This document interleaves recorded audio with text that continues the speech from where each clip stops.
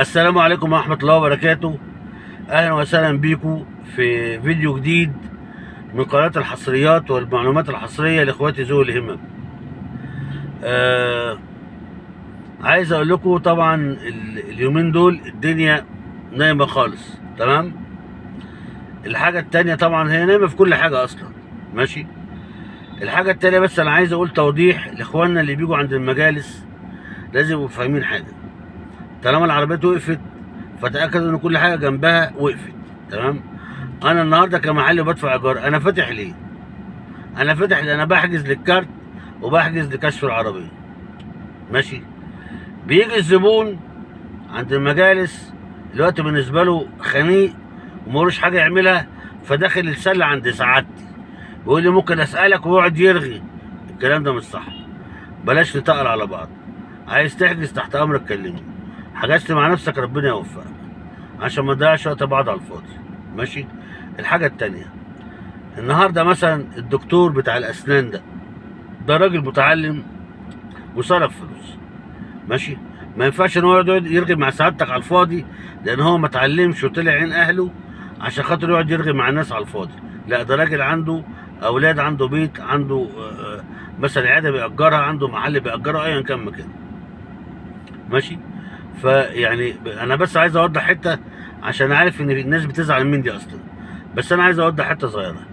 انت النهارده سعادتك، انا لما اكون انا بشتغل زي السايبر ان انا بحجز لك، تمام، بقدم خدمات. ايه اساس الخدمات اصلا؟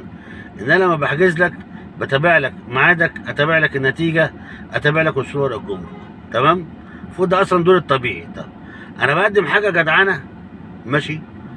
دي جدعانه مني انا، ان اللي حاجز عندي بستخدم بحكم الخبره والمعلومات يخلص اموره ازاي من غير اي طرق شمال، تمام. ابص الاقي الناس اللي حاجزه مع نفسها عايزه تخش تاخد المعلومات الخاصه ديت، يا اما تخش تشتم. الكلام ده مش صح. الحاجه التانيه، المفروض اصلا كلنا كمعاقين لازم ننبه الادمن بتوع جروبات، ماشي. النهارده انا بنزل فيديوهات قيمه جدا، ابص الاقي الادمن بيرفضها. بترفضها ليه؟ ده انا بنبه المعوقين النصب فين. يعني كل حاجه بتحصل انا اتكلمت فيها. النصب عند المجالس والناس اللي بتشتغلك على الشارع بره اتكلمت فيها، تمام. النصب على الفيسبوك اللي يقول لك اطلع لك الكاتب من غير ما تكشف، واللي يقول لك اطلع لك الجواب من غير ما تكشف، كل دول اصلا بيعملوها بالسكانر، تمام. نبهت يا جماعه، محدش عاور فلوس لحد غير لما بيعرف هو ايه واساسه ايه ويشوف الناس رايها ايه فيه.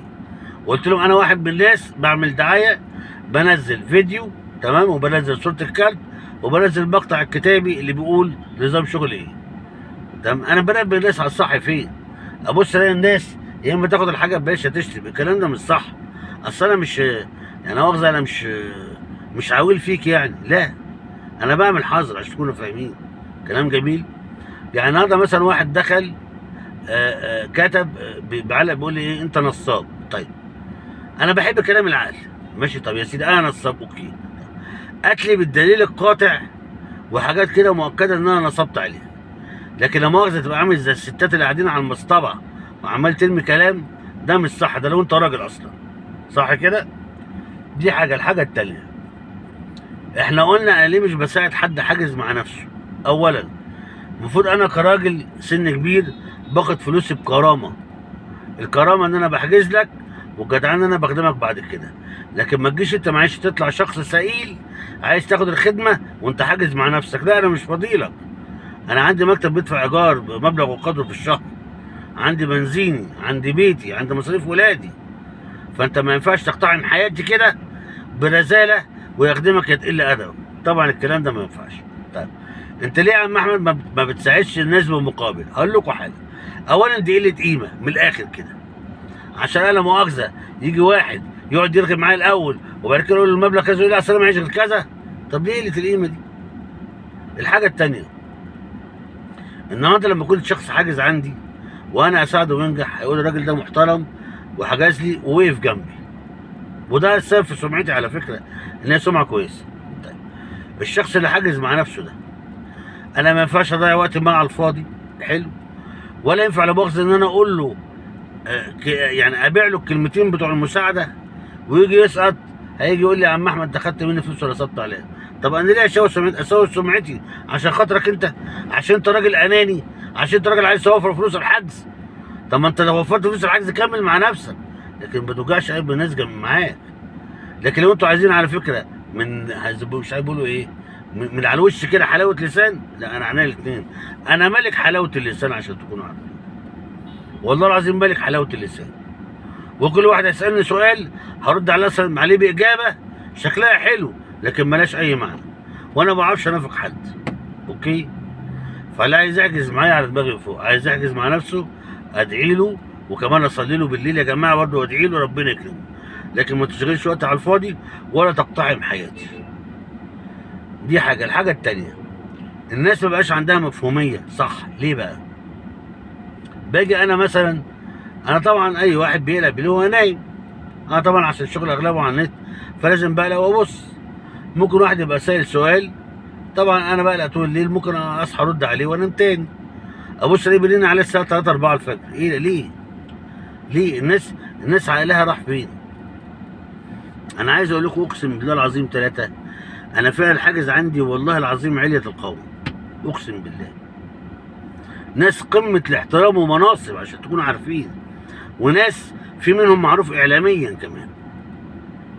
بس انا بحب ان انا ايه، في حاجه اسمها احترام وضع الاخرين. يعني عايز اقول لكم انا حاجز لشخص اخته معروفه جدا جدا وعلى مستوى عالي قوي قوي، تمام؟ لكن برضه عمري ما اطلع دي اثار خاصه بعميلي ما تطلعش. وعندي برضه اعلامي وعندي اذاعي. فيا جماعه الشغل اللي على نظافه ادي لكل واحد حقه بس كده. فما يزعلوش مني. يعني اولا انا ليه، انا طبعا ببقى زعلان على فكره لما يكون واحد يقول لي انا حجزت ومش عارف وايه واعمل ايه، انا ببقى زعلان علشانه. بس مش كرامتي مش هتسمح لي ان انا اضيع سمعه ال 25 سنه عشان واحد ممكن اقف جنبيه واخد منه استشاره ويجي يقل ذوق عليا. لا انا مش بتاع الكلام ده. فربنا يوفقكم جميعا، وبامانه والله العظيم انا مش بخوفكم، لكن دي الحقيقه. اللي جاي صعب، اللي جاي صعب جدا. يعني عايز اقول لكم لو افترضنا مثلا مصر فيها مثلا 25 مليون معاق، تاكدوا ان نصهم بس هو اللي هياخد والله العظيم. وعلى فكره نص اللي خدوا عربيات فيما سبق في الوضع الجديد احتمال كبير ما ياخدوش، لان كل حاجه اتشقلبت راسا على عقب. وده برضه بسبب ايه على فكره؟ بسبب حاجات مهمه قوي. اولا انت النهارده مثلا بتبيع الجواب، دي حاجه مخالفه للقانون. طب استتر بقى، استتر، خش مع حد على الخاص، مش جهرا كده عيانا بيانا كده عايز ابيع الجواب بكذا، لا 50 ايه انا عايز 100، لا انا عايز 120. واحد يقول لي يا عم ليه 120 يا عم؟ يقول له خد رجلك واديني رجلي. ايه يا عم في ايه؟ هو تبادل اعضاء ده ولا ايه؟ الحاجه الثانيه تيجي مثلا وزيره التضامن قالت حاجه الله يكرمها الله يخليها عشان قالت حاجه حلوه. طب قالت حاجه ما تعجبش، دوله 60 في 70، ده حكومه مش عارف ايه، ده رئيس ايه، ده وزراء ايه. ليه يا عم؟ ليه؟ ليه قله الادب دي؟ ولك يا لساني ما تسكت يا قفايا. نتعامل بذوق. الحاجه دلوقتي في اشاعات عن وضع العربيات، مش عارف السياسه يبقى كام والحظر يبقى كام، والناس شغاله هوبا ونازله عماله بالبوستات دي. الكلام ده مش صح. السوشيال ميديا كلها اصلا متراقبه. وبعدين زي اقول لكم حاجه، دلوقتي الذكاء الصناعي ما سابش حاجه. يعني دلوقتي الذكاء الاصطناعي دوت بيعمل احصاء كده، هل الناس موافقه على الكلام ده ولا معترض عليه؟ ده بناء على اللي بيعمل بوست. واحد يقول يا عم الله يخرب بيتهم، واحد يقول هنعمل ايه، واحد يقول الكلام مش عاجبني. كل ده بيتعمل بيحصل. ففي الاخر الحكومه دي على فكره قمه الذكاء. لو لقوا ان اغلب الناس مسلمه الامر هيوزعوكوا شويه حاجات هتقطوا بالظهر. الحاجه التانيه برضه عايزين ما نشتمش. يعني اتظلمت في لجنه قول انا اللجنه ظلمتني وهحاول تاني، لكن مش هاجي اقول لجنه مرتشيه مجالس مرتشيه واقعد اشتم في الناس وانا خلاص شتمتك. هم خافوا هيلبسوا الطرحه ويستنوا امر سعادتك، تبقى بتحلم. والله بتحلم يا جماعه، الكلام ده مش صح. عايزين يبقى في ذوق وادب واخلاق. ماشي. يعني المفروض مثلا الراجل اللي كتب لي كده على بوست النهارده بيقول انت نصاب، المفروض اصلا يقول لي ايه مثلا لو هو شاكك؟ طب ايه الدليل على صحه كلامك؟ اما اقول له يا سعاده الريس خش قناتي على اليوتيوب، حلو كلام، شوف راي العملاء يتعاملوا معايا ايه، خش صفحتي على الفيسبوك شوف راي الناس يتعاملوا معايا ايه، بس بوضح له كده بكل ادب. لكن داخل يقول لي انت نصاب، ايه هقول له عليكم السلام ورحمه الله وبركاته؟ لا يا باشا، ده انت هتلاقي بقى لسان زرايبي طالع ماشي، وحاجه عديمه التربيه طالعه اصلا. طب ليه؟ ما نحترم بعض، نحترم بعض ونقدر بعض وما نشغلش وقت بعض.